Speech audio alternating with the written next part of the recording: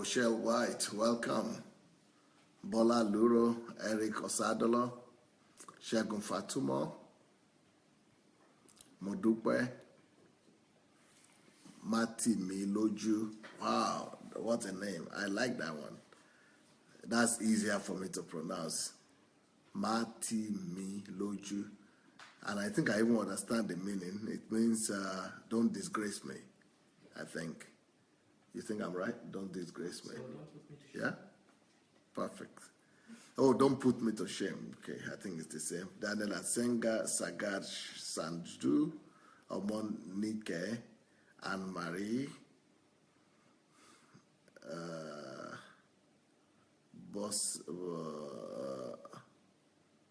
Pepe Ramnath, Ojekwa Israel, Dr. Sufficient is here.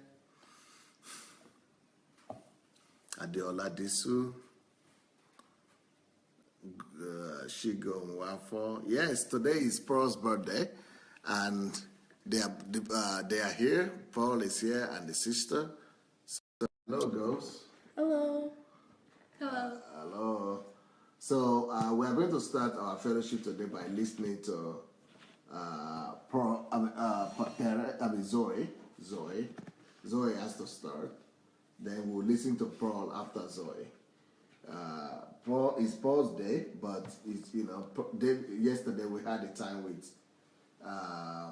with Perez when he was giving his assessment and how being in the family, growing up with his junior sister has been a blessing to him.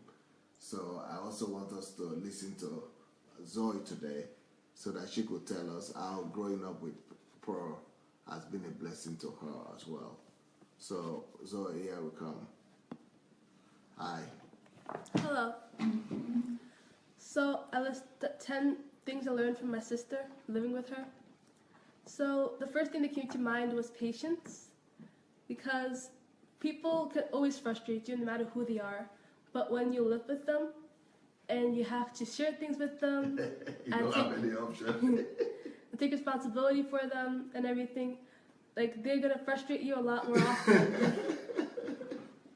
But to frustrate you, annoy you, and anger you, and you have to learn how to control your feelings, how to be the bigger person, how to not act out on your negative emotions, but to find out a way to politely tell them that it's bothering you, and please ask them to stop. And then you can work out a compromise so that you don't annoy each other, and you work out through the problem.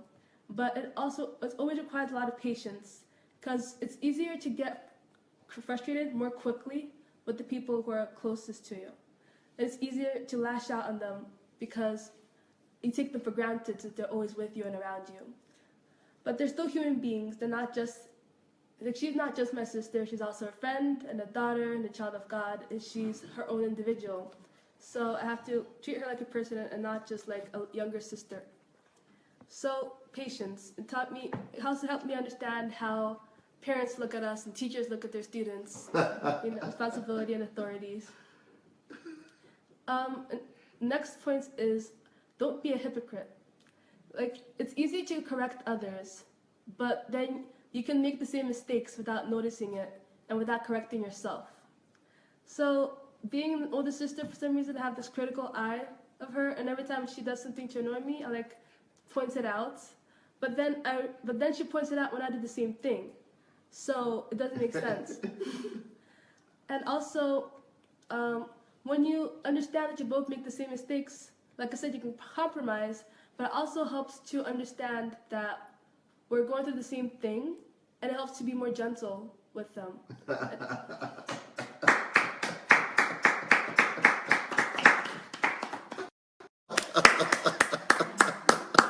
Brilliant.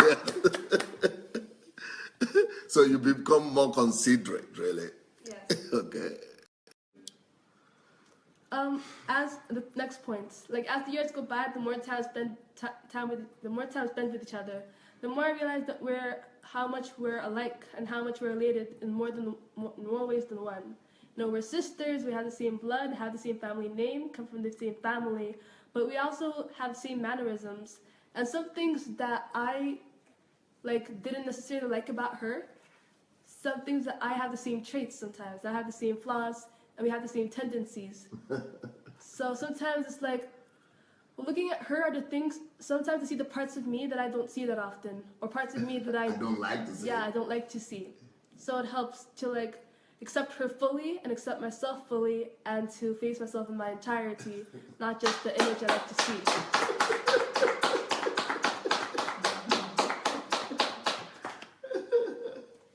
And the next point is that I'm always being observed.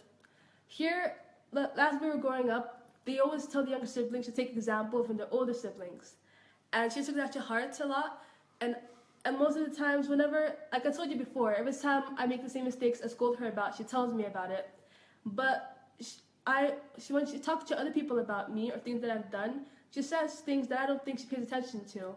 Or I don't think she has thought that much about some things that I do or some things that I said. But it helps to be more cautious and to keep myself more straight, to like be, because to know that her eyes are always watching me, even when I think that my life is my own and everything, and my actions are my responsibility, but I'm still a big impact and example on her, for her. So the point is.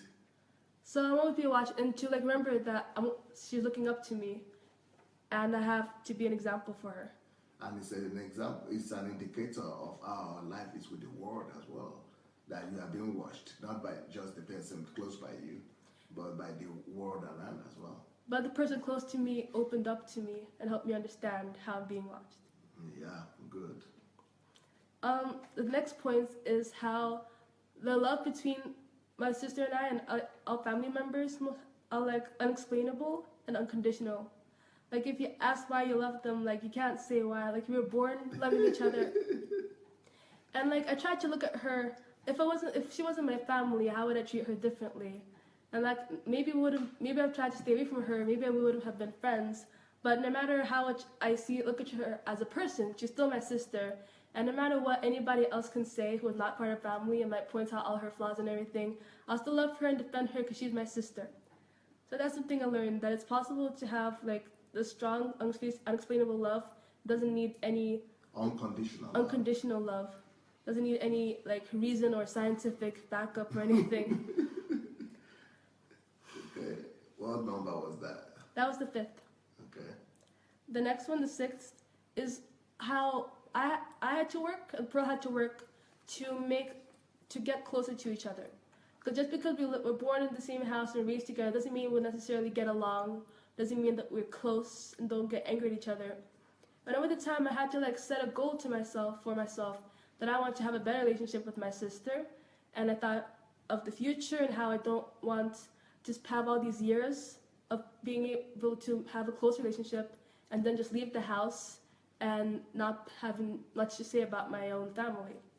So I took steps to spend more time together, talked about mutual interests, we listened to each other, and we got closer and closer to each other. I think I learned that I have to, just because it's assumed that we're close, or just because it's expected that we get close, you still have to work for relationships, not only friends who are outside your family, but also in your family who are always with you. Great. The next point, 7th point, like I mentioned this before, like we have a big impact on our siblings.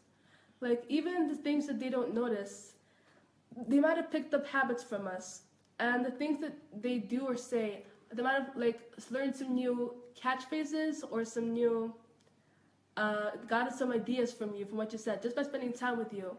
For example, I think one time, I had an idea, like as a joke, that I would she'd write my songs and I'd sing my songs one time. And it was a joke, but she took it to heart. And when I told her it was a joke, she actually got hurt and offended. And I didn't know because I thought it was, and I didn't realize it. Because when I was singing, I was just joking, kidding around. But like everything you do to the people who look up to you, especially family members, had to be more cautious and careful because, like I said, they look up to you. When you look up to someone, everything they say you take them slightly more to heart, and you get more affected by them, by the words that they say. The next point, the 8th point, I learned from my sister. When Ukraine was like going through some hard times, she started getting into politics, and she started self-educating herself. And that year, she also started learning Ukrainian history in school. So she became very educated in politics and Ukrainian history and history of Europe in general and politics of different countries. And it's like a wonder to see that before she didn't know any of this stuff. Before she didn't pay attention to this, and she occupied herself with other things. And now she's turned into this woman who is educated and she knows and aware and everything. So it shows that showed me that nothing can stop you from attaining the skills or the traits or the characteristics that you need or becoming who you want or need to be. That's something she showed me. Just because people don't expect her to know stuff doesn't mean she won't know stuff or that she won't go out of her way to learn things. Next point, 9th point. As I look at my sister and myself, I mentioned before that I see similarities, but I also see differences. Like, for example, she is naturally more openly kind and openly loving to people, while I am kind in a more backstage way. Like, I try to help from behind the scenes, while she tries to act on stage and help openly. And she has different values and traits that she was born with, and I have different values and traits that I was born with. And it helped me understand that some people, God gave them specific things for their purpose, what they need. And of course, it's good to attain new skills and characteristics, but the ones that you're born with are always going to be your strong points. Yeah. Because no matter how angry she is, or where she's been through, or how she's changed over the years, she always had the same core values that God has put in her. She was always kind to people, and she always liked to make people smile, and she always liked to smile. And my last point is, like I said before, people who are close to you and people who are around you and you grow up with, we have a tendency to take these people for granted. But like I said, there are their own people, there are individuals, they can be seen as more than just one view. Like Pearl's more than just a little sister. And I have to view her not as just a little sister, but as a person full of different potentials who can help people in different ways. And not, because if I look at her just a little sister, and with my big impact, she might feel like she's always inferior to someone, for example, or that she always has to obey someone or please someone. But looking at her as a person, I could see things that I couldn't see when I was looking at her as a younger sister.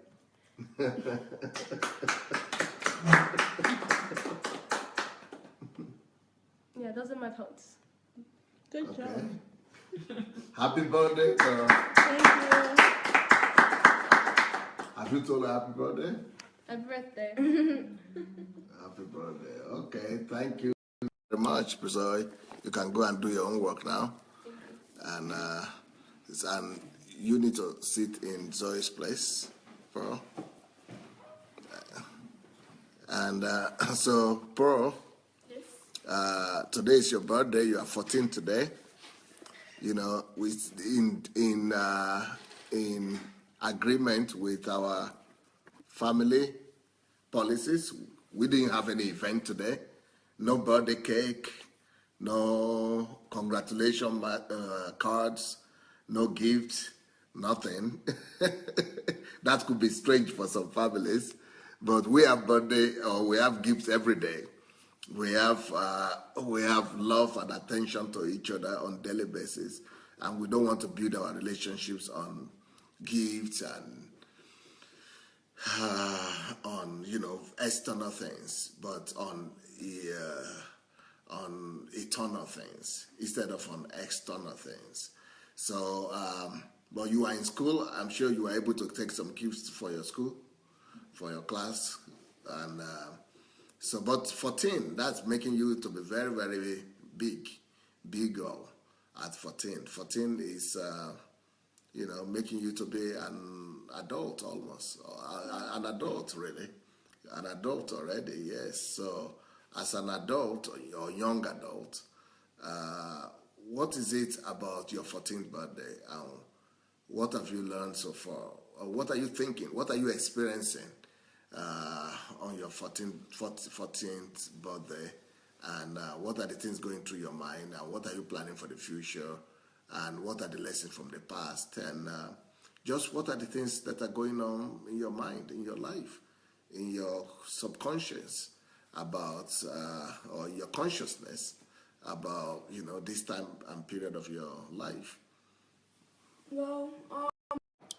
Well, I have lots of thoughts going through my head. I'm thinking about many things, and I wrote down many things. But one of the things that I'm realizing on my 14th birthday is one of the things that Daddy mentioned, and that is like that. Even though we didn't have any big birthday cake or any big event or any big party, like I feel like truly satisfied, and I really don't need anything, because people kept asking me, what do you want for your birthday, and what do you want for your birthday, but like I'm truly blessed by God, and I'm truly blessed to have a family like this, because I just am not in need of anything. Even when I had some problems with technology, we were able to find a compromise without wasting any money, and like my relationship with God is improving, and I'm planning to do more blogging and more writing in the future. I'm just very, very happy right now, and I feel like from here on I'll be able to attain more knowledge and become more mature and become closer to God and hear His voice more and more clearly. Okay. So, so what are the lessons from your life, or that you are learning in your life, that you would like to share with the people who are watching us today? So the first lesson that I thought of from just living with my family, listening to what my parents said, and just living life is that you should always try to improve and self-educate yourself.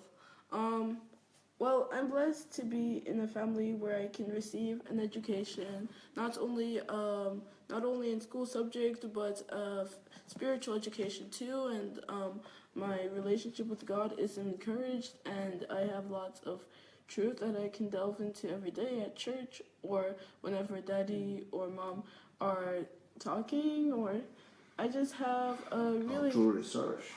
yeah. So like even if I didn't do anything, I really just do have lots of places where I can learn.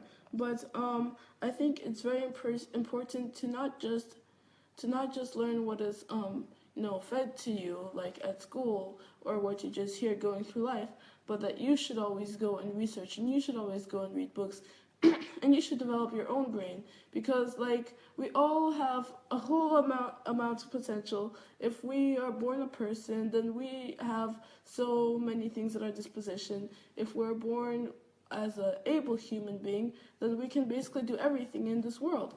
Everything is available to us. And there's so much potential in us, but it might get overshadowed by something, and we might never realize it. But if we're developing our brains, and if we're getting more knowledge, and if we're applying the knowledge and making it understanding and making it wisdom, then we'll be able to develop ourselves and to just build a path to the potentials inside of us. And we'll be able to get closer to success, because we have some of the knowledge that we need for it, because some knowledge you need for life, it won't just be taught to you in a textbook. You have to discover it yourself, or you have to learn it the hard way.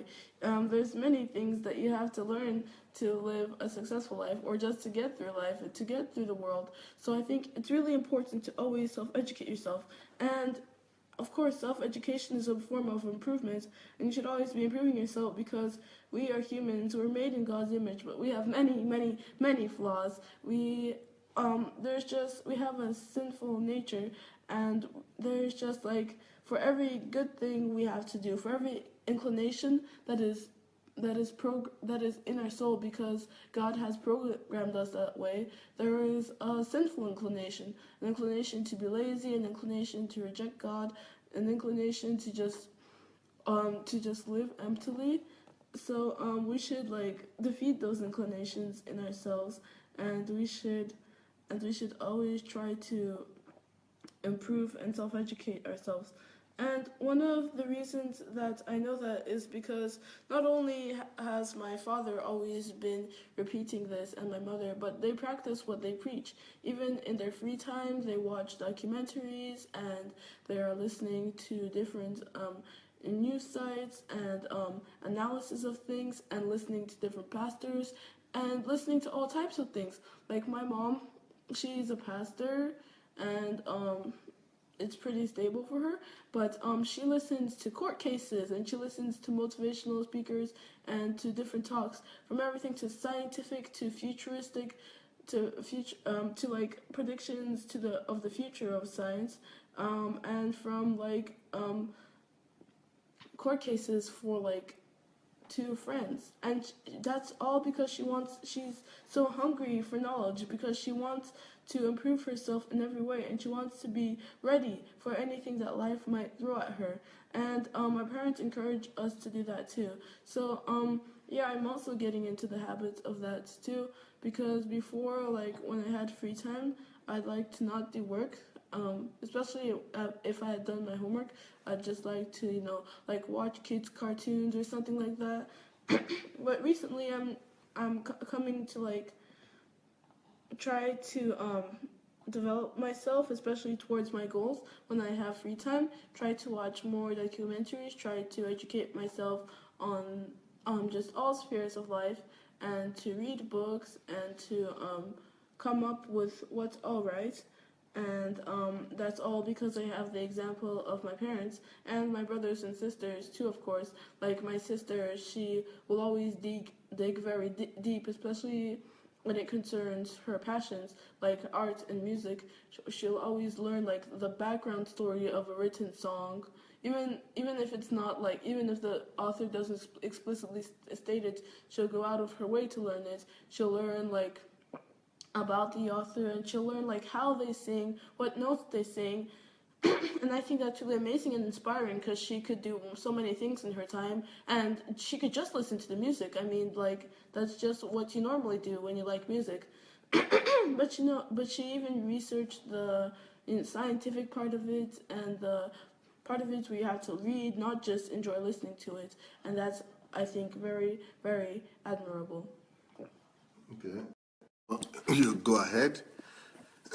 I want to encourage everybody listening to this. If you need to cough off, you might need to do that.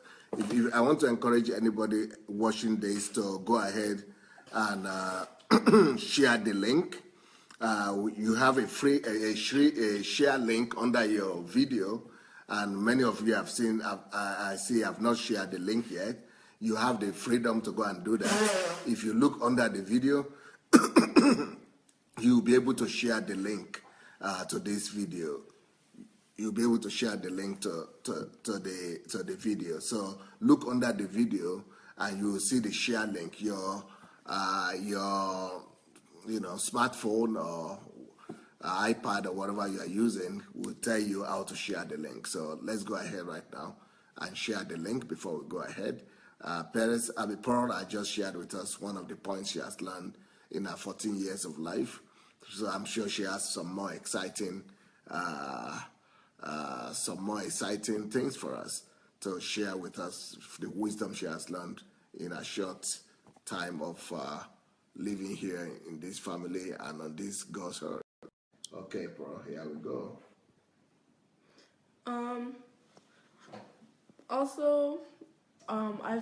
So my first lesson was always try to improve yourself and to self-educate yourself. And my second lesson is be an upstart. Always take up opportunities. So be an upstart is something that I took like more explicitly from like Daddy's retreats and HMTs, because there you had teachings, you took notes, and then you had assignments to do. And Daddy was always encouraging us. Retreats, tell them that's HMT. I said, because we call it retreat, but they know it as HMT. Okay, Daddy's HMTs. And on HMTs, you have teachings, and you have to take notes, and sometimes you watch videos. You have lots of different great pastors teach, and then you have assignments to do. You just have to answer some questions or give some speculations. Well, it's like it's like in school. And so Daddy is always encouraging us to raise our hands when the question is asked, and to like go the extra mile when we are being ask something. So like usually when you're asked a question, and this is something I do too, you just give an answer. It doesn't have to be like all fleshed out. You can just give a one sentence answer or a two sentence answer, or at least or at most a paragraph answer, because like we don't really want to do work like the way we are. We don't really want to do work anyway, and it's just one question. So we shouldn't write like 3 pages for one question. But I wanted to do my best because Daddy was encouraging us, and because the Bible says do everything as if you're doing it unto the Lord. So I do things like with research from all over the internet and using pictures and just like making it kind of interactive and like putting my opinion but also other people's opinions, then my conclusion from their opinion, and then I get good results on the HMT, and like I would learn things for myself too. And my mom says that you're already doing it, so why shouldn't you do your best? I mean, even if you like do a very lackluster job and it's just horrible, that doesn't mean you're going to get out of doing it. In the end, like I think you'll regret not doing your best that time. So I think that you should always be doing your best. And I have a quote for that because Augmandino, which is a famous American writer, said, "Always do your best. What you plant now, you will harvest later." And I think that's true. And sometimes when we think we don't want to do work, that we already did something before, we're just being selfish and we're only thinking about ourselves. And we all know that selfishness is not a good trait. I've never heard it being used as a positive word before. So like, let's all try to improve ourselves, to self-educate ourselves, and to get rid of this harmful trait in our hearts.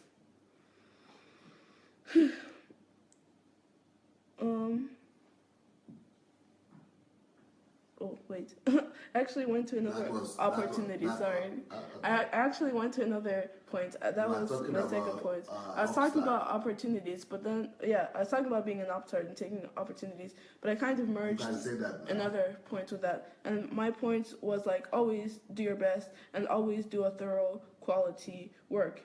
And my mom always says to leave places. So finish the one with the upstart then, with the opportunity and the upstart. To start again with that one, with the upstart. I should start again? With the upstart. Alright. So, be an upstart and always take opportunities. Well, yeah, Daddy was always encouraging us to be an upstart and just do our very best, the very best work we could do when in life and in that HMT. So because of that, I was always trying to take the upstart, okay, right. Like just jump out and take the initiative to like do extra work and to help and to just always be raising my hand, and that's a trait that's been developed in me because of what Daddy has because of how Daddy has influenced us. And also to always take opportunities. Opportunities only come, like many opportunities only come once in your lifetime. And if you don't take them, then that's really just a mistake because you can't return lost time. And time is life, and nobody wants to waste your life. Nobody just thinks, okay, my goal in life is to waste it. Because life is a precious resource, and we don't want to just squander it. So always take opportunities. Like even if it seems like it's gonna take a lot of work or something, like seriously, do we think that we're going to get anything done in life without work? We shouldn't be always so scared of work all the time, always so scared of problems all the time. We should be looking for problems because we can get so many great things from problems. And my last point was that opportunities you should always take opportunities, and you should be an upstart. And my next point is that problems are but a packaged blessing. And this is a message I began to hear more as I was getting older, and at first it was kind of confusing me. I mean, like, I take notes on what Daddy said, and like and like I vaguely remember how he said these things before, but like even though the examples he was giving were very true and they had really good substance, my brain would still kind of accept this problems or blessing thing as a joke, because problems and blessings, that's the opposite. Blessings are like when you magically get something that's exactly what you want, you become prosperous without doing anything, and and just everything goes your way. And problems are when bad things happen. Problems are when you have to put your brain to work until your poor head hurts. Problems are when you have to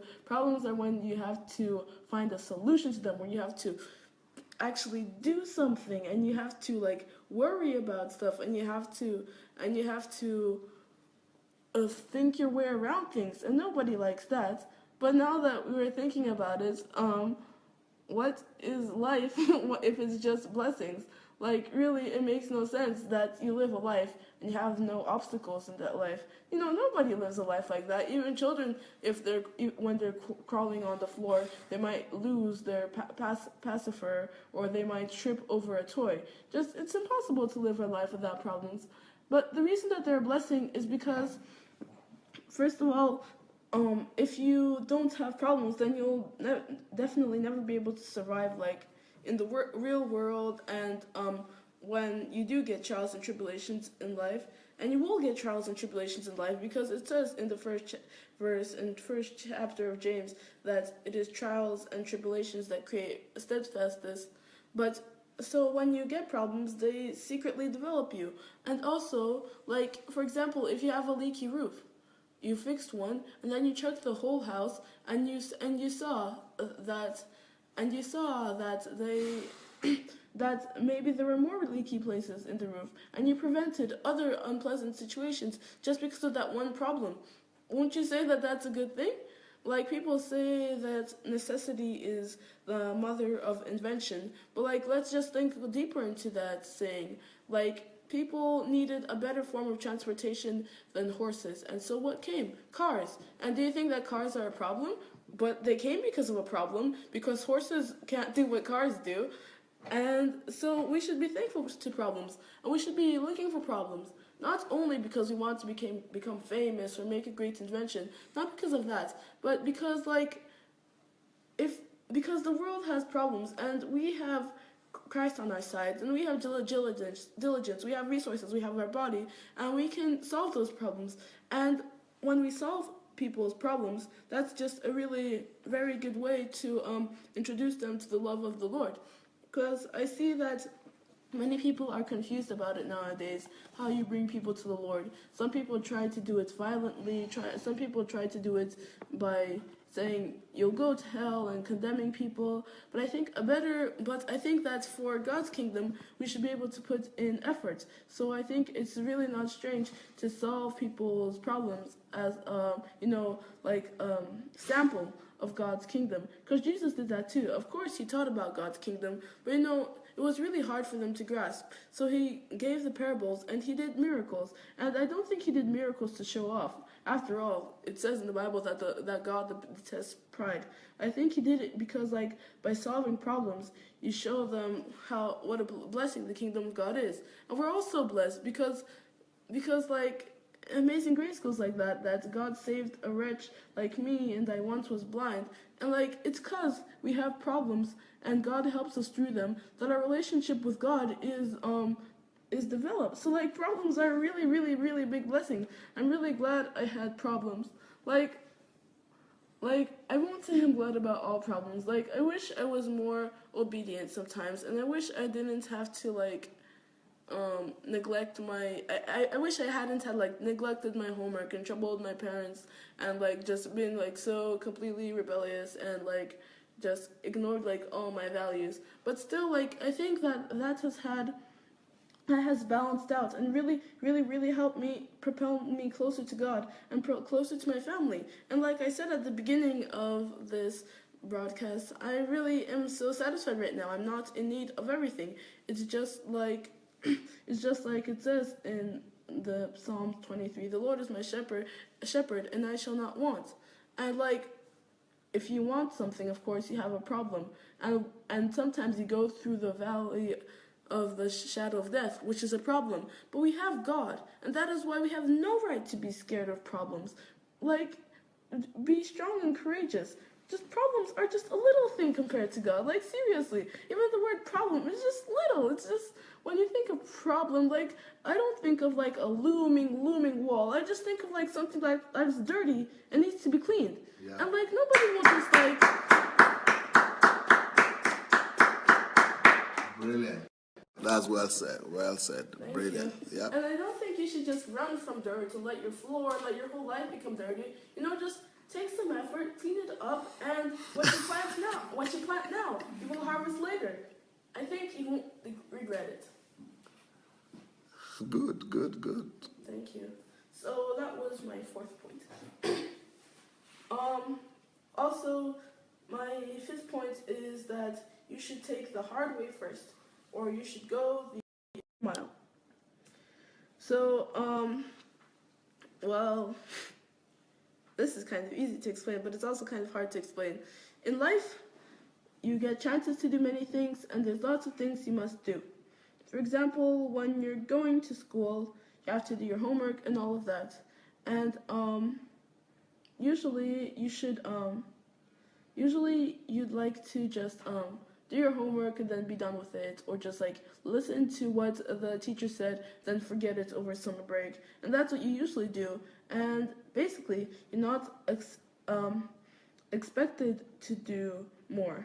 But you know, I have a quote from an unknown person, unfortunately, but it says that excellence is not being the best, it's giving your best. And you know, it's true. It's backed up by facts, because like, my mother told me that people that do excellent in school, people that are considered like geniuses, like among their like age group and stuff, they didn't like necessarily like go through some strenuous like military tier brain program to make their brains that develop. No, I think that everybody's brains can do the same things as long as you're not mentally impaired. And even if you're mentally impaired, you can still do great things. I think they just did like 1% or 5% more than the others, and that's how they achieved excellent results. So, really, nobody wants to do more work than they want to. Everybody wants to get to the point where you can finally watch that funny video, or you can finally just play with your friends, and I understand that feeling. But you know, after all, like, I'll say from my personal life that if I'll do my best right now and I get, for example, excellent grades in all of my subjects, then like that will go on my transcript because I'm in high school, and I'll have way more opportunities to go into college, and it will be way more easier to go to the career I want to. But for example, if I neglect my work now and am watching just like some movies, then in the future, what will those movies give me? Well, I'll have some good quotes to tell friends of, I guess, but like, what company will I be living in if I can't get a degree, if I can't graduate from high school? God told us to stay away from bad company. So not only will I be sinning by, not doing my best unto the Lord and not listening to my parents and to the authorities at school, but I'll also be sinning because like I'll just create an environment where I can only like be the lowest, where I can only be the tail and not the head. And that's what you do when you want to engage in ephemeral pleasures rather than giving your best, even if it's really, really annoying at that very moment. Like with math, like I really have had many struggles with math, and like I really don't always feel like doing my best, but math isn't that bad. Like when I tried to do my best on it, and when I got help from my mom, I saw that it isn't that bad, and if I really do try hard, I can do it. Like, I'm not mentally impaired or anything. I go to a Christian school, like, nobody bullies me there. I really don't have any hindrances. So it's just kind of an insult to people that do, if I'm just going to to neglect math or any other of my other subjects, but especially math, because like that's a subject that you can't part with. You always have it from kindergarten to 12th grade. So you have to just do your best in it, and to be excellent, I think you have to give your very best at the work you're doing, and then later, I'm sure you'll be rewarded. And even if you were just such a workaholic that you had no time to work on earth, I think that God will reward your diligence in heaven. I think God that really loves diligence, and I think that He's diligent and that His Son is diligent. So just like think with your eyes set on heaven, not what material right now, but on heaven, because all the fun times you had watching YouTube videos, in a few years you're like, maybe not in a few years, but later you'll regret wasting that time. Later you'll be thinking, if only I had, and regret is a lot more painful. It's a lot more painful than just being disciplined that one time and going towards your goal. And like, I'm still just 14 years old, but even I just hate that feeling of thinking regret, of thinking, if only I had done that then, if only I had done that then. And I think that we should stop before it's too late. Well, I want you all to know that you can go ahead and share the video. Take the chance, take the opportunity. If you are thinking that you are learning anything, and maybe you think your children might be able to learn one or two things from what Pearl is saying, you might want to go and share the video now. Just look under this video recording, and you see share, link or share button. Press it, and then you could share it with your family or with your friends. And of course, you could be, you could be able to watch this later on if you have any desire to. All right, Ms. Pearl, what was the next? How many points have you given us? 5, I think. Okay, what was the next one? So the next point is that, my 6th point is that you should construct plans, and you should consider your future when that should be a habit of yours. And they have a quote from Miles Davis, which is who is a jazz musician. I'm always thinking about creation. My future starts when I wake up in the morning and see the light. And everybody should know that a goal without a plan is just a wish. And we don't live in a world of wishes. We need to strive towards our goal, not just a thought. And so what has taught me this is that I'm naturally very disorganized, and so even though I have many things I can do and many resources, sometimes just because I don't think about my day, what I'll do, I end up wasting time that I should have been spending doing other things, or even if I am not forced to do those things, it would have been so much better if I had spent that time writing, or at least planning something out. But instead I spent that time doing something that took way too much time and wasn't fulfilling at all. So I think that you should always try to schedule your day. And I'm not organized enough to schedule my day to the minute all the time. On holidays, I can kind of do that, and during school, I think it's easier to do that. But sometimes unexpected things happen there too. So it's hard for me. But at least just write the things that you need to do and the things that you better do to get closer to your goal in order, and just try to check them off that list.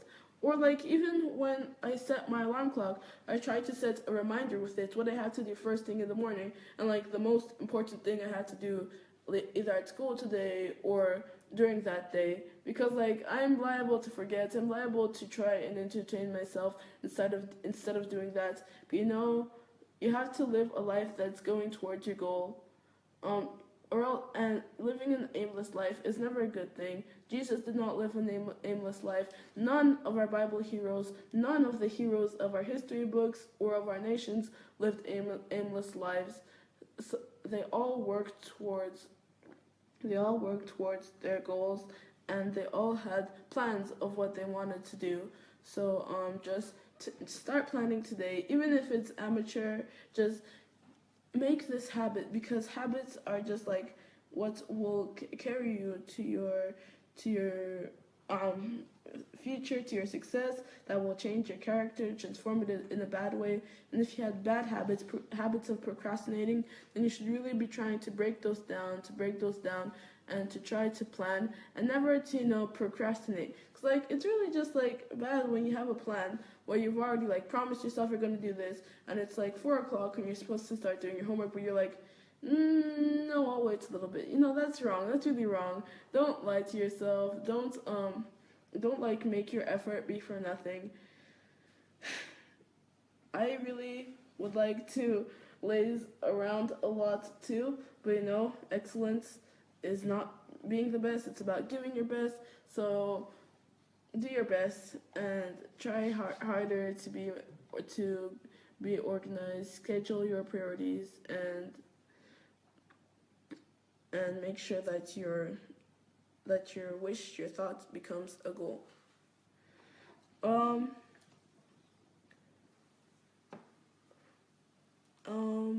What number 7 now? Yeah, my 7th point is that failure is a necessity. And my quote is from Bram Stoker. We learn from failure and not from success. And another quote from Jack Canfield, who is a motivational speaker and a writer and an entrepreneur, a very successful person, that don't worry about failures, worry about the chances you miss when you don't even try. And that almost applies to all of my points, but it still applies to this a lot, that failure is a necessity. So, of course, when you fail, it seems like you've fallen and that's the end, and you just can't do anything because like you failed and now you're a failure. But that's not true. It says in the Bible, for all have fallen short of his glory. And it doesn't say, for that you will go to hell and you're gonna die, so give up. You're a failure. Nothing good will happen if you failed once. That's not true. A quote from an unknown person is that giving up on your goal because of one setback is like slashing your other 3 tires because you got one flat. Really, it's ridiculous. Ever since your childhood, you've been failing, of course. Like, maybe you failed to pronounce a word, or maybe you failed on one math problem. What if you give up on that? Then you'll always be speaking, like if you're trying to speak English, but you never try to improve your pronunciation, nobody will understand what you're saying, and you'll always have a horrible accent. And like if you don't correct your math, if you don't like even try to see what your problem is, then you'll just like always have a bad grade in English. That will reflect on what colleges will accept you and all of that, and it will have a very negative effect on your future. So failure is a necessity because every time you fall, you can analyze what made you fall, and when you get up, you get a little stronger, because if it doesn't challenge you, then it won't change you. It's if you are just experiencing success after success, what if you just get your feet off the ground? What if you get too prideful and then you fall? Like, my father showed me the documentary of Justin Fashanu, which was a really, really successful soccer player, and he just had a bright future ahead of him. But he got too full of himself. He just started getting obsessed with this material things, with money, with women, with bars, with just all these sexual relations, and in the end he just died at a young age. And of course, he's not the only celebrity who's done things like that. And So it's good that sometimes we have failure, maybe to bring us back to earth, and it's good that we have failure because it's good that we have failure because though because if we're able to convert that into energy, into the right energy, then that will be able to propel us towards our success. And of course it will make it feel better when we have succeeded.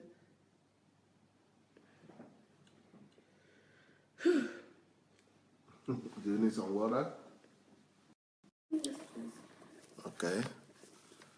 Well, for those people who are watching us, and if you have not yet shared this message, please be free to do that. And you can go and get a copy of the message while we keep on listening to some other points that Pro might be having. What's your next point? That self-pity is an extremely harmless, negative, and harmful state. Also, that you shouldn't let Satan control you using negative thinking. So, of course, it's good if you're able to acknowledge your faults. But, if you're just, beating yourself up and you're saying that you're horrible, you'll never be able to do anything, then you're just lying to yourself. Because just because you failed once, that's never an excuse to just give up and start just crying over yourself, crying over the world, and just giving up. But not only giving up, but just staying in one place. You're beating yourself up because you've fallen down, but now you're in self-pity and you're just not letting yourself get up from that place.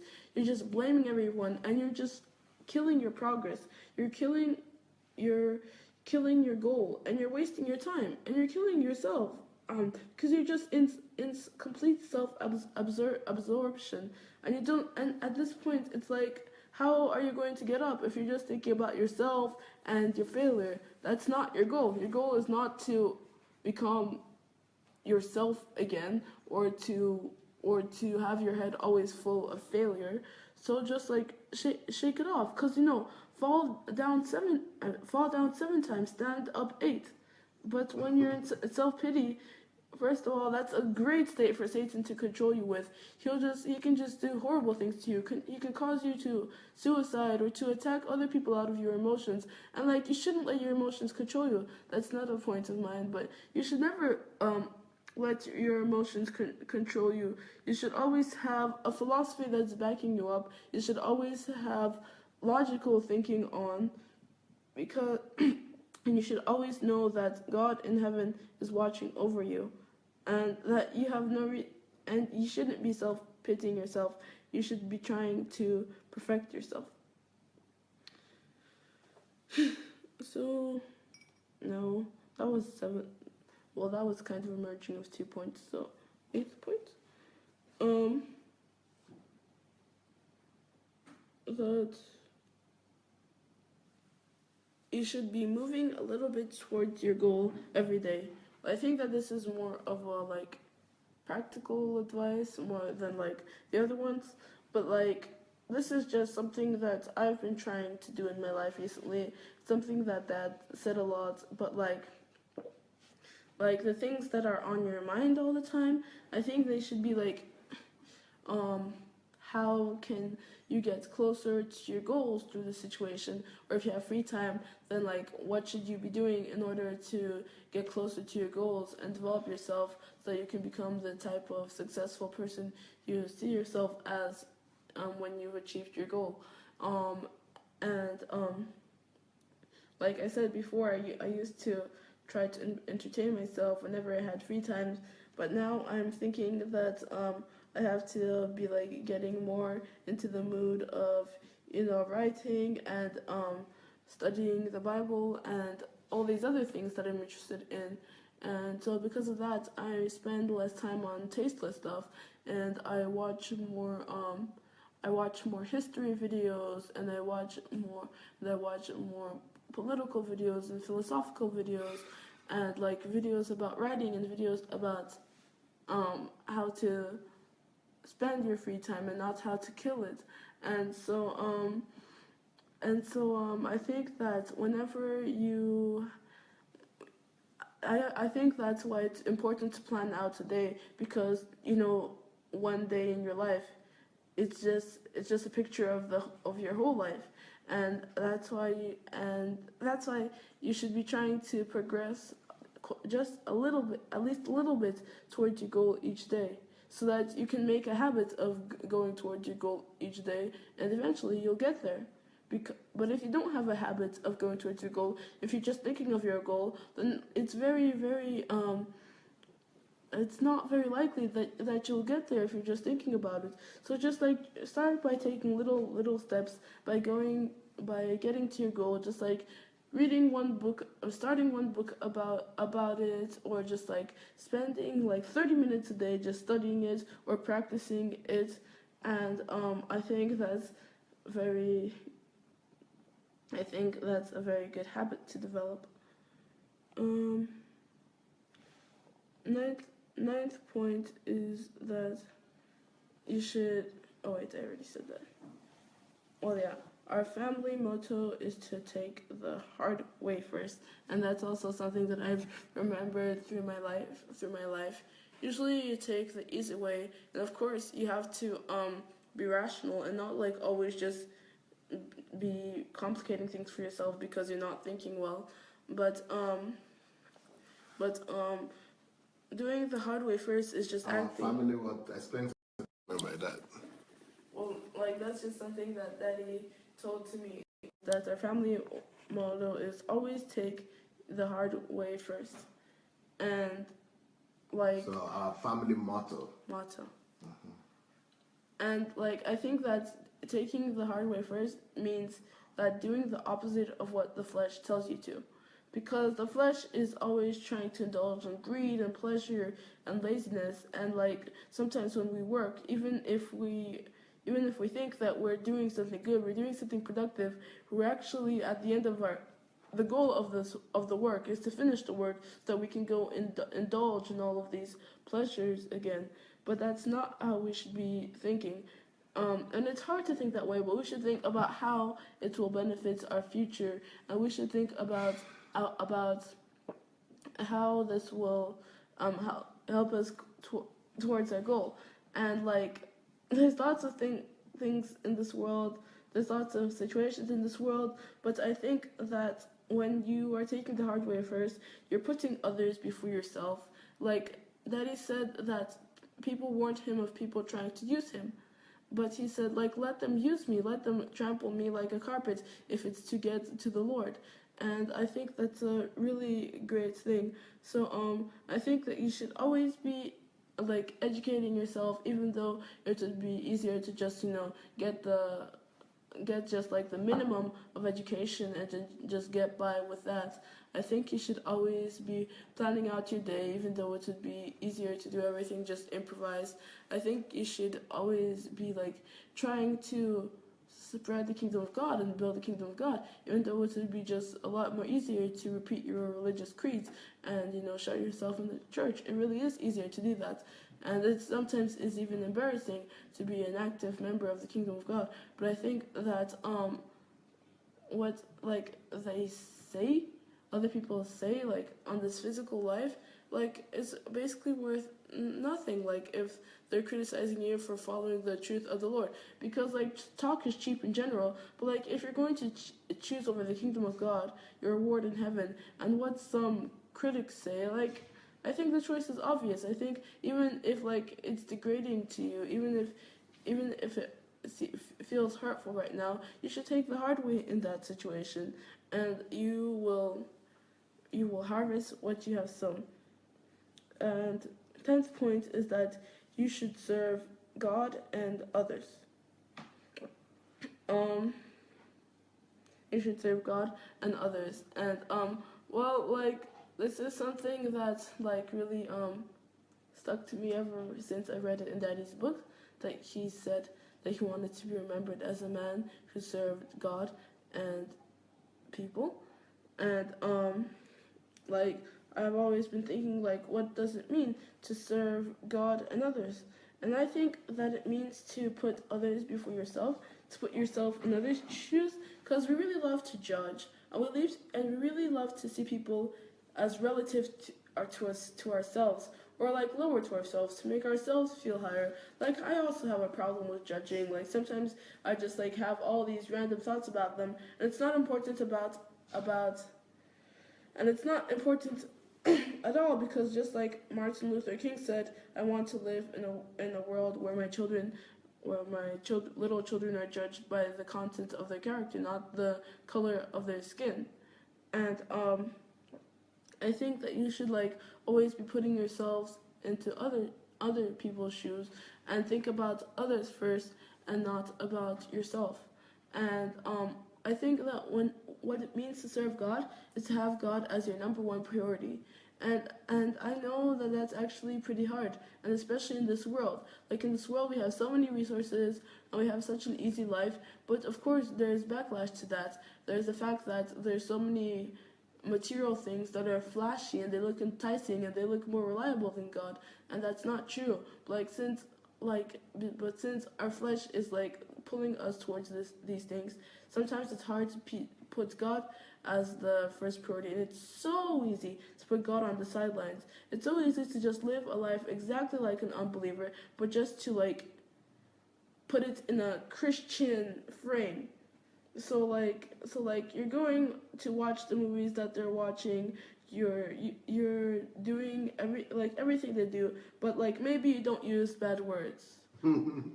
Or like you're doing everything that they do, but maybe you try to lie a little bit less. And like of course it's good. That's good. And like of course it's good that you're following your morals, but like of course that's not what Jesus did. And we always say that we're followers of Christ, and we're trying to be like Christ. And we always say, what would Jesus do? And I really don't think that Jesus would go watch all these movies that are R18 and have all these distracting and just like content and trash in them, but then like go to church and talk about how you've really heard the voice of God this week and all of that stuff, because like, you know, that's just being hypocritical.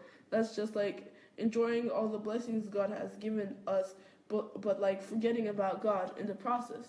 And like in the end, even though you were living with God, you wouldn't have been walking with Him, and you would have lived a life for material things, not for God. Meanwhile, if you have not yet shared the video, please go ahead and feel free to share the video for this program. Maybe it could be a blessing to your children or to you.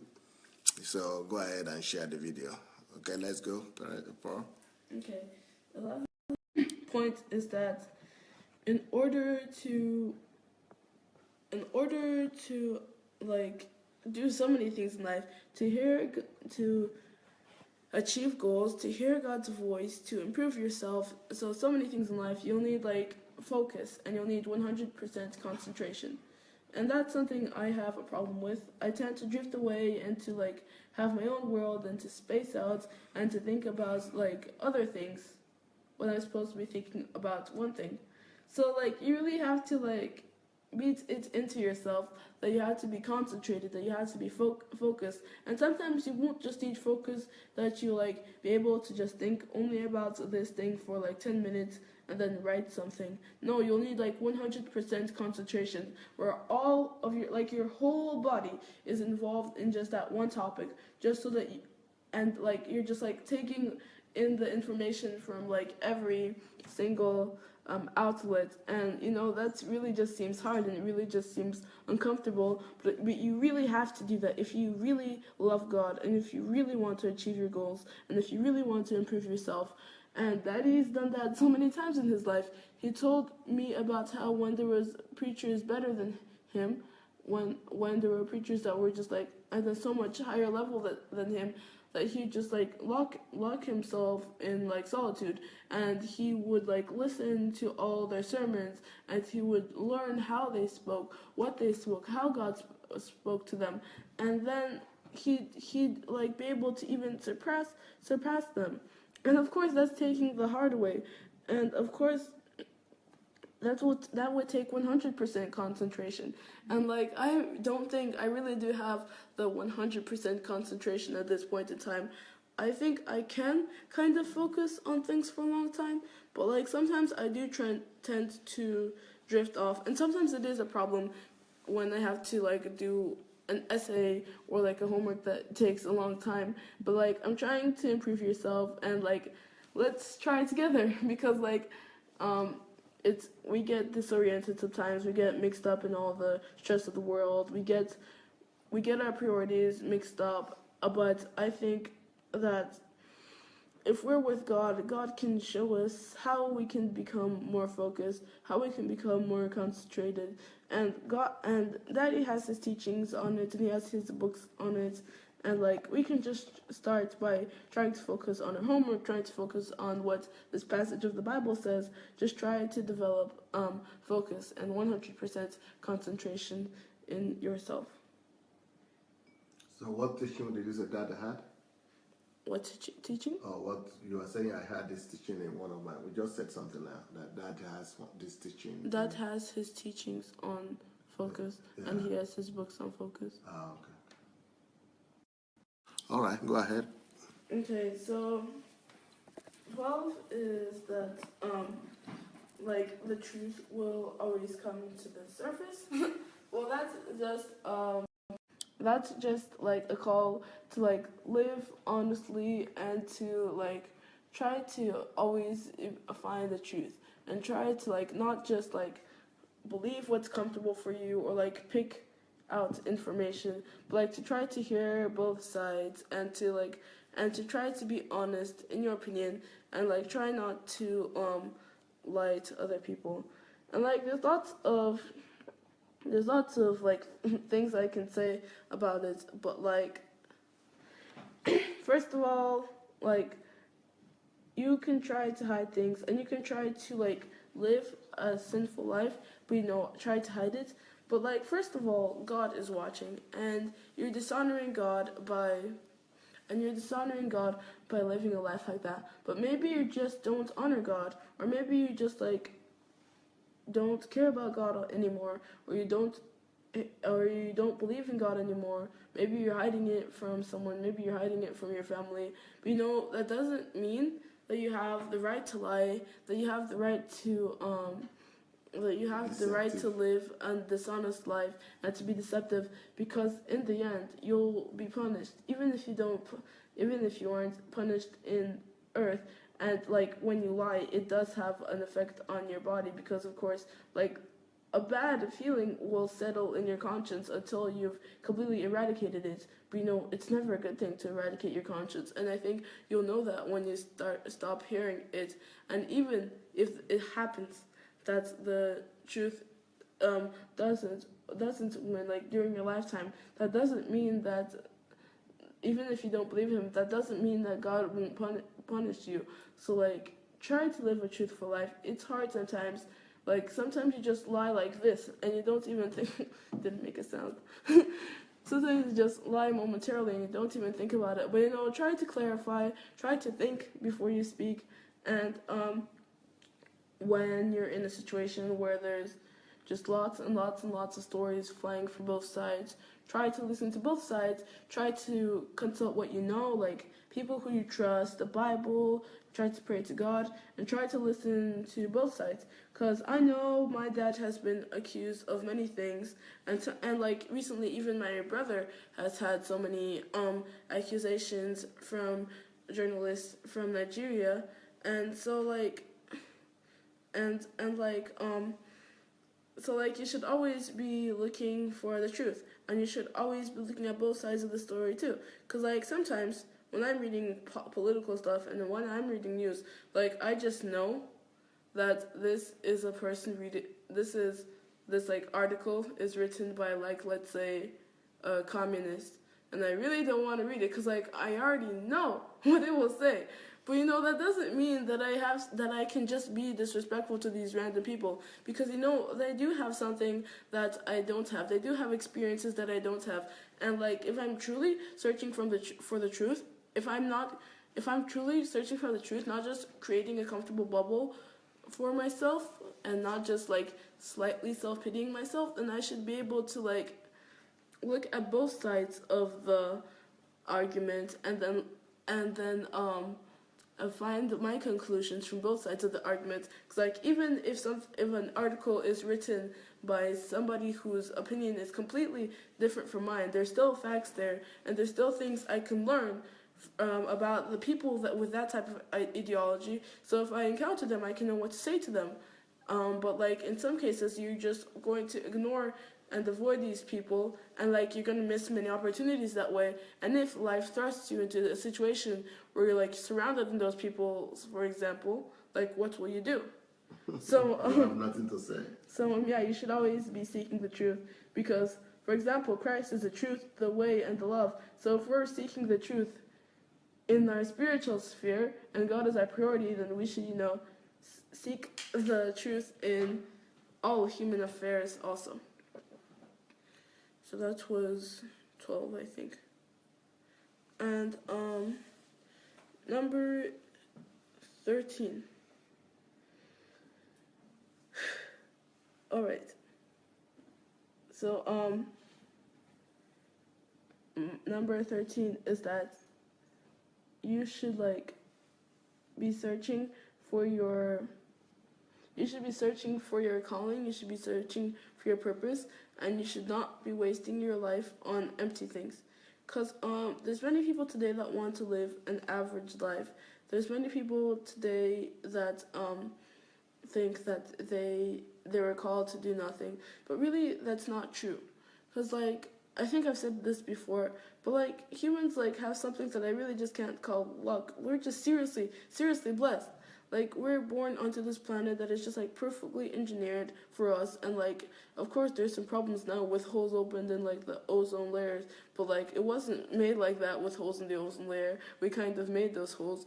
And, the ratio of oxygen is perfect. There's so much water for us here. And, on no other planet is there enough water for all of us. There's enough... in most countries, there's enough space for all of us, even though there's a whole 7 billion of us, and that's really, really amazing. So, and I think that life itself is when you're thinking about that, thinking about the whole universe, and that we have access to it, that we can just fly into space and stuff, and that we can live on this beautiful and basically perfect planet. Can you really just say that life is just here by chance, that it's just the shrapnel of an explosion? And even if you believe that for that reason you should just be having fun, and you shouldn't try to do anything special during that time, when lots of people want to live an average life, and I find this very, very strange, because everybody says things oh, these rich people have it so easy, these successful people always have these connections, if only I was like them. But they do nothing at all to try and go above the average, and that's really, really strange. Why would you want to be a tail and not a head? I was reading in 1984 that there was almost always 3 classes of people: high, middle, and low. And What is 1984? 1984 is a dystopian novel. It's kind of satire of fascism and communism, but it's a very serious story. It's Who wrote it? George Orwell. It's a very serious story about 3 super states that are constantly at war, and they deprive their citizens of many things. They lie to their citizens, and all of the history books they write, all of the news reports they make are full of contradictions. But they make the people believe all of these things somehow, and anyone who doesn't believe in that is eliminated, is vaporized, is made to have never existed in that world. So it's a really, really scary world. And a person that was making an analysis of how wrong this world was saying that there's 3 classes, the high, the middle, and the low. the high always are trying to stay in their position of highness. The middle are always trying to overthrow the high, and the low are trying to like make everybody equal so that they can also feel high. But like right now, people that are in the middle or in the low, even though they have so many things that they can do in the world, even though like even people with no hands and no legs have become successful, they're just saying, oh, I can't do anything because I don't have as much money as that next guy, and they just give up. Like even before experiencing a major setback, they just like steal their fate away from themselves and live a life of mediocrity just because they're lazy, really. And that's really wrong. Life is like just the greatest resource we have, but we can only have it once, and then we have the afterlife, but like that won't influence what happens on earth. So please don't waste this resource. Anyone can become great. So like at least do your best in something. Do your very best in something. Don't just give up and then just be complaining, oh, look at all these bills I have to pay. Oh, school is so unpleasant. Like you haven't even tried to do anything that you're complaining about how you can't be successful. You haven't even like gotten up after your last fall. And you're complaining about being like so poor and being so unsuccessful. So please just like keep trying and do your best. Like don't embarrass all the heroes of our history books, all the heroes of our Bible, and all the people that have become great despite disabilities and despite oppression. Do you know the other book that John Orwell wrote? I forgot the title. You only read one of his books, huh? Yeah, I only read one. I would advise you to go and read the second one. 1984 is not bad. That's good. It's one of the best.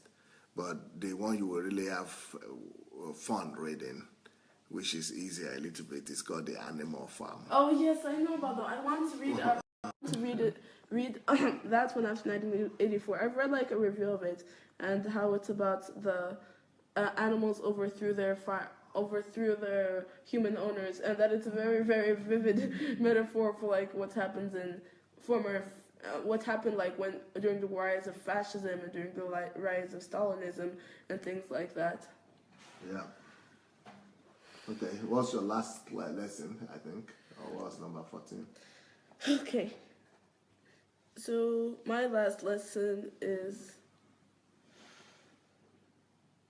that we should have my priorities straight, and I have an extra lesson too.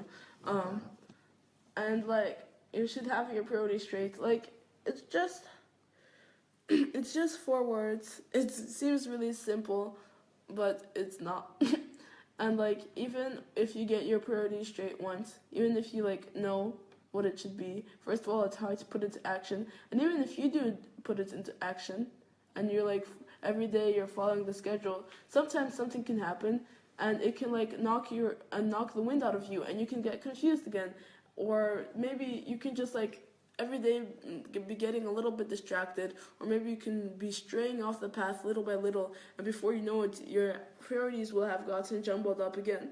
Like I'm 14 years old, and the distinction between physical, material, and spiritual, and like invisible was like kind of hard to learn for me. So like it was pretty hard to keep God as my priority when there were especially since like when you're younger, first of all you're thinking mostly about yourself, and the things that you want for yourself are just physical things. Like now that you think about it, the most important things are invisible things. Even like being happy and feeling love and feeling like full, those are invisible things. You can't just like take some love and say, oh, here's some love for you, like take some happiness, here's some happiness for you. You can't do that. You can't see it. And like so it's pretty simple to understand that the invisible things are the most important things, but at the same time it's hard because your flesh, it wants material things, it wants them now, it wants to feel good now, and it convinces you that happiness, that love, that all these invisible things, that all these ideas that are the most important things are actually in this physical things, are actually in this food. And like that's kind of where addictions come from and stuff. Like maybe because you're running away from your problems, which is something you shouldn't do. You're listening to your flesh for your priorities, and so you're focusing on material things. And the problem is that humans are inclined to worship because that's how God made us. So like we'll always be looking for something to rely on, but material things will always betray. People, when you idolize them, sooner or later you'll see that they did something wrong, that they have an opinion different from yours, and some people just like get heartbroken when that happens. It's like it's really dangerous when you have your priorities as material things, because like just when like one thing betrays, then like all of your priorities will collapse, and what will happen then? So and like God tells people to let the dead bury the dead, and like people say like what a horrible like sentence, Jesus, that he was telling people to love him more than their family. But there's these cases where love just turns to hate, and it's like ridiculous. But for example, let's say a wife is idolizing her husband, and even if the husband is doing her best, one day he just makes a mistake. And what happens then? The wife who saw the husband as a deity begins to hate this fake husband that isn't perfect, and so she's beginning, and so her whole image of him is shattered, and the love for her image of him, not for the real person, not for the real flawed person, but for the image, which had replaced her real love, or maybe the real love never existed, then it disappears, and love turns to hate, and the relationship is just completely ruined. But what if God is the priority of that family? Do you really think that such things will happen? When God tells us to do things, he's not telling us to do them just because he is so selfish and he wants to be worshipped that badly, or because he wants humans to be suffer that badly. Like when people were making fun of Christianity, they said that God was like, oh, you have to be like me just because I said so. But that's really not true, because we're just programmed in a way where it's better for us, where when we work hard to be like God, then we're happier, then we're living life better, then we have a purpose in life. And even if we say that we don't have one, or we want to live an average life, we all do want something to strive for. And most people are just becoming hedonistic these days, or stoic, and just saying, oh, I'll just take anything, or oh, I just want pleasure, always to be pleasured. But you should have your priorities straight, and God should be your number one priority. Or at least, if you refuse to acknowledge God, then you should have a goal as your number one priority, and you should not rely completely on material things, because they will betray. Good.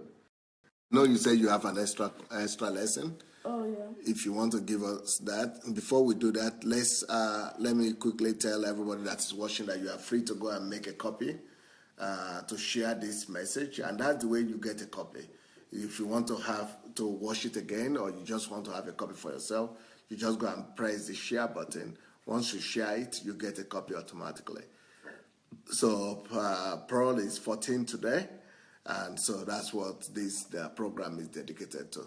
So she has given us 14 lessons of her life.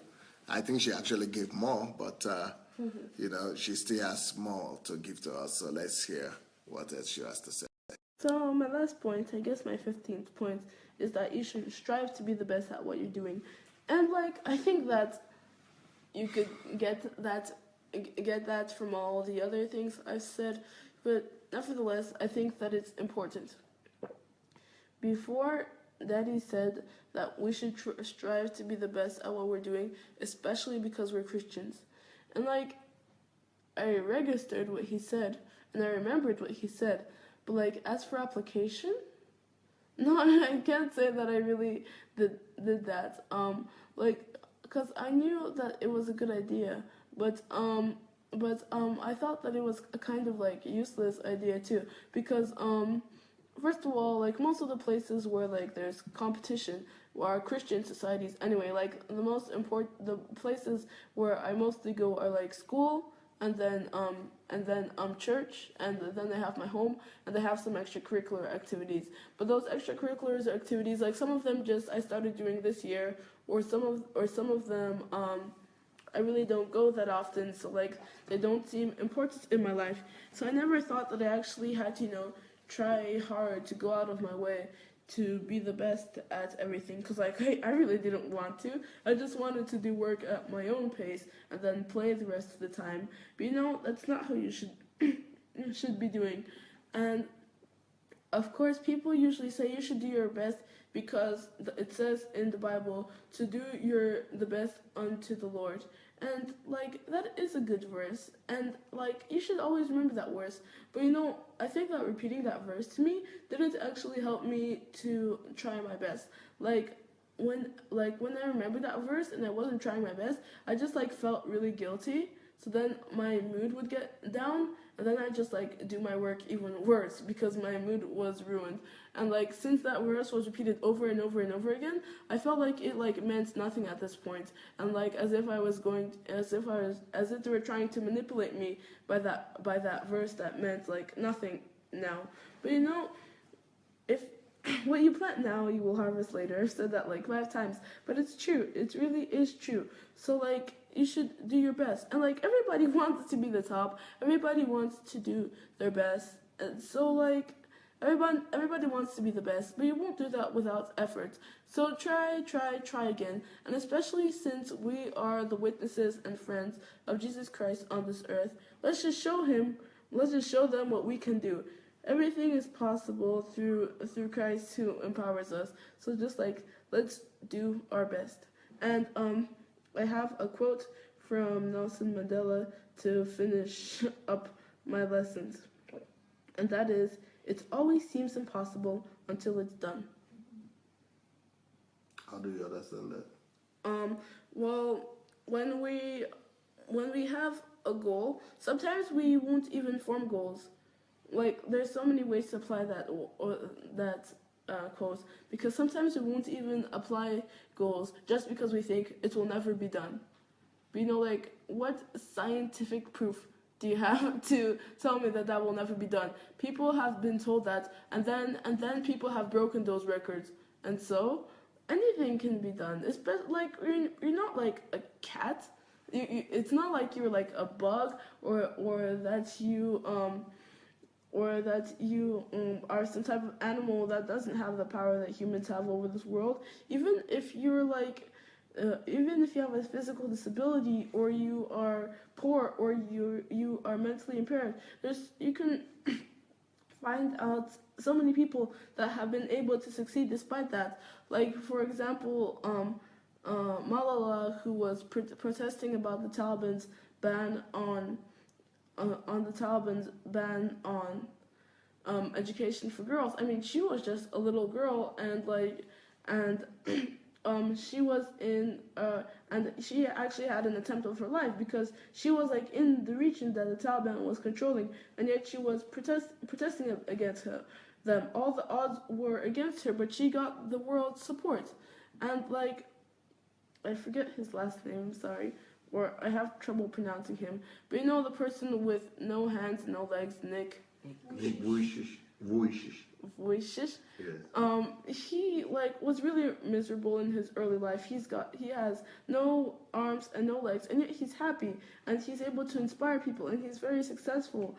And so like nothing really is impossible. And if you're a Christian and you are saying that things are impossible, then I think that you haven't read the Bible. And like even if you're not a Christian and you say that things are impossible, I really don't think so. Because like if you are going to say that that this beautiful planet and this ever-expanding universe just resulted from one explosion that resulted from a bunch of things that were really, really dense, and I really think that anything is possible, that like the most highest state of evolution in like this whole universe can do more than it seems can be done. So all you have to do is go the extra mile and do your best. Very good, very good. And always be changing yourself, because like I was going to say this quote at the beginning, but I forgot. Like, there's a quote, yesterday I was clever, so I wanted to change the world. Today I am wise, changing myself. That is a quote from Jalal ad-Din Rumi, which was a Muslim scholar from a long time ago. Yes. Thank you so much. You are true, right? Yes. Thank you. Happy birthday. Thank you. Guys, thank you very much for watching this broadcast, and thank you for celebrating my birthday with me. Thank you for all the comments that you left on on my last broadcast, and for all the comments you left on my brother's broadcast and my sister's broadcast, and for following my daddy's Facebook page. They really mean a lot to me, and they really build me up, and they are really inspiring. And I want to thank Auntie Nosifo, if you're watching. Your letter was really great. I was pretty nervous before I came to do this. Nosipo. Before I came to do this broadcast, but your letter that highlighted all my similarities with my father and all the good things that I did in the last broadcast really helped me build up my confidence, because I was really nervous during that one too. Like, near the end, I thought that maybe I had stated some things that weren't right or something, and I thought that I couldn't put my thoughts into words well enough, and that I muttered too much and stuff. Well, like, I really thought that was a really failed one. But like, all of your people's nice comments and that letter for my birthday really, really did help to help me stop beating myself up. And like, I really want to do more book reviews now, and I want to share more things with you now. And like, thank you for taking all of these words out of my mouth seriously, even though I'm probably a lot younger than a lot of you. And thank you for saying that I'm able to educate other children, because like, it really, really makes me glad. I always have wanted to help children and to work with children, but I'm pretty childish myself. Like, I always thought that I always was wondering like how I could be able to help them, especially since I often end up like playing with them rather than like controlling them. So thank you for all your inspiring words. I'll definitely try harder to like expand my horizons and to write better and to make my writings known to the world. So happy birthday to me, I guess. Happy old new year in Russia and Ukraine and stuff. And thank you for watching. Good. Did you open a Facebook account for the public? Yeah, I have a Facebook account. Okay, and that's the one you want to use for everybody? Yeah. Okay, can anybody write it? What's your Facebook account? Or you want? It's Adelajah. You sent me a friend request, just that you have your limit of friends, so I couldn't. That's for me? Yeah. Okay, like tell people what is it? Adelajah? Just Adelajah? Yeah, it's just Adelajah. Okay, somebody is going to write it there. Adelajah, that's just on Facebook. So will you, because the idea is that you and Zoe has to tell us our own also. Yeah, Zoe's is like... Maybe she has to come, she has okay. to tell us, because we don't know if she wants to open a different one or she wants to use the same one. Because I think parents, for example, open a different one just to use for public. You think that's a good idea? Well, yep. Well, then maybe I'll open a separate one. But you already gave your contact. Okay. So we'll see. You can start with that. Zoe, come, Zoe. What's your Facebook page? You want to open your Facebook and give them, you want to open a separate one, or you give them what you already have? I'll open a separate one. You've not done that yet. You have to do that. So what do you want to do? Do I have a choice? Well, I think I'll also open a separate one. Maybe by I don't know if I can open it by the same name, but I think... Yeah, you have to open by another name. Yeah, no problem. Maybe it has to be your public page, where you beat your different, whatever personality you want to come out with. All right. Okay. So, well, thank you so much, everyone. By the way, there is somebody here who wrote a song. Somebody told me that someone wrote a song for I me. also have a poem. You have a poem? Yeah. Okay, you give us your poem. What is the song? It's a bit of a dramatic poem, even though I've been like silly this whole broadcast, but I hope that you enjoy it. It's a bit of what? Silly A poem? dramatic poem, Dramatic. even though I've been somewhat like really, really jolly this whole broadcast. Okay. So it's such a shame and such a crime to squander all of our God-given time. Honest, it has to be louder. I'm sorry. Yes. It's such a shame and such a crime to squander all of our God-given time on fleeting laughs and ephemeral pleasures that wither and rot when in life's weather. We live our lives with dreams of a kingdom, with eyes, with ears, with hands, and the spirit. But sloth, the enemy, and fear become a limit, and we, sinful creatures, forget his sweet freedom. Awaken, O children, from this devilish stupor, with diligence and meekness, perceive his pure splendor, accept his holy love, and subdue darkness for honor, and liberate his land from their deadly slumber. Now, I would like you to read it again only slowly this time. One by one. Okay.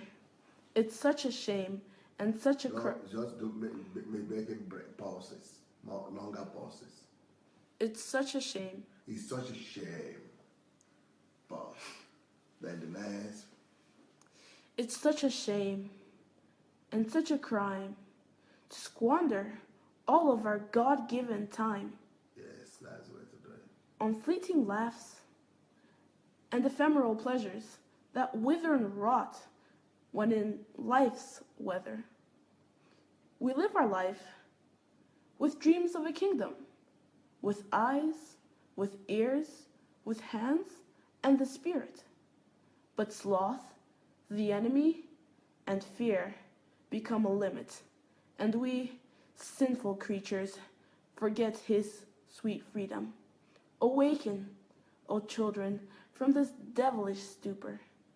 With diligence and meekness, perceive his pure splendor, accept his holy love, and subdue darkness for honor, and liberate his land from their deadly slumber. Excellent. So tell us what is the idea you are trying to pass across through that poem. Well, I was thinking I had to make a poem on my life lessons, but I think it was mostly inspired by the latest books that I have been reading from Daddy, like The Kingdom Driven Life, and I'm finishing Insulted by Ungodliness too. So, well, when we were discussing the life of like one missionary that served in Africa, Daddy was saying that like even though we have this precious resource of life, like it's really just a shame, and I think like it's a crime that all this time that has been given to us by God, we just live it. So many people just live it emptily, and they just give it up for nothing, really just for nothing, just to like feel good sometimes, to laugh sometimes. But like when bad times come, and when, for example, like they have no internet, or they can't watch something on their computer, then like where are those laughs, and is that time when you're watching a funny film now? Like you have no values and stuff. So all these like good times just wither and they rot. And like we live our life with dreams of a kingdom, so like that's kind of like a double meaning, because God made us according to kingdom laws, of course, but also everybody wants to build something, everybody wants to be great, and we dream about it. And we have eyes, we have ears, we have hands, and we have the Holy Spirit, and we have the Spirit of God. But there's also laziness, sloth, and the enemy, the devil, and fear, which is just a really great limiter, and they become a limit. And we, as sinful creature, we just accept this darkness. Even people in the church, we allow ourselves to be weighed down by fear and laziness, and we forget the sweet freedom of God. We forget how like exhilarating and fulfilling it is to like work to break down darkness through God, and we forget how like for example our ancestors worked to build up our country, or how the people that made the invention that we're wasting our lives on, for example, how they worked for it. We just like accept this darkness and we just like start living a life of laziness, even though like before, like maybe when we were little, we dreamed of like being a firefighter and like working for the benefit of others. So, awaken, no children, from this devilish stupor. And you know, like, so like stupor is when you're just like in a stupefied state where you're just like in stagnation. And you know, that's like that's how the devil wants us, because you know, idle hands are the devil's workshop. And so like we should stop this. The church should also stop this. We should like be active, and we should like break down the darkness that is closing in from all sides, and with diligence and meekness perceive his pure splendor. So like I think that diligence and meekness are very important in the kingdom of God. Faith without works is dead, but also God detests pride, and we have to give all of our faults, all of our passions, and all of our anger, and just everything that we feel. We have to submit that to God, and then we will get His revelation and become the Word that became flesh, and accept His holy love and subdue darkness for honor. Well, like, I'm trying to, you know, cram as many kingdom principles as I can into these verses. And so, like, accept His holy love is, like, you know, to, like, accept Jesus Christ as your Savior and live a life where only He is the priority and He is the holy thing that you worship, and subdue darkness. And subdue darkness not only in the world around you, but in yourself too, because we have a sinful nature, and God and the Holy Spirit have to transform our characters too. And when our characters are transformed, then we'll like be able to feel true honor, like the feeling of honoring God and like honoring your parents and honoring who you have to honor, but also to like be trusted by God. So like when you are engaging in this real relationship of God, then you subdue darkness, and like as a reward you kind of receive honor. Because like people say honor sometimes, like it's an honor, but like I've always felt that like honor, maybe because it's used in a biblical text and relating to God so much, is like a very like rare thing, and like it's something that like you have to like work hard to like be able to like experience like truly. So that's like the idea behind that verse. And liberate his land from their deadly slumber.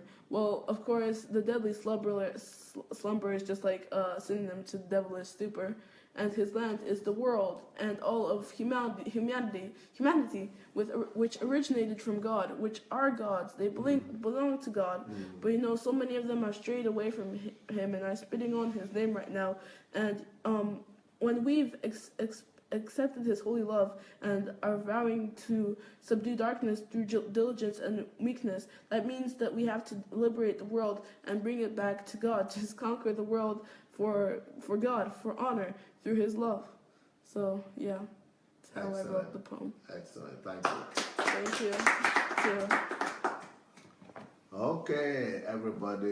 I had a great session with Pearl, and Zoe was there in the beginning. And I just want to use this opportunity to say thank you for being around.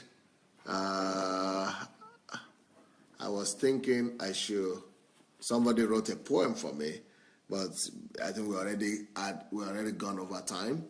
So I will show that tomorrow morning. I will play this song tomorrow. Not a poem, it's a song actually.